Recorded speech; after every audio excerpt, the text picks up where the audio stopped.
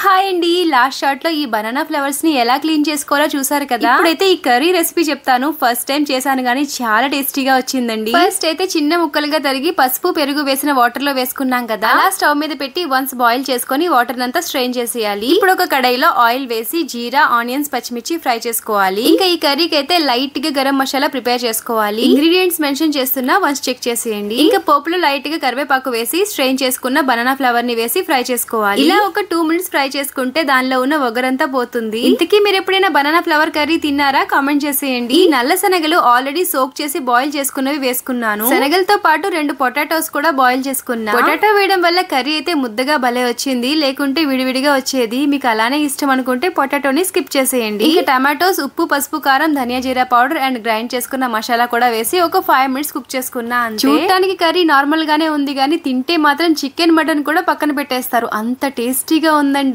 Try చేసేయండి.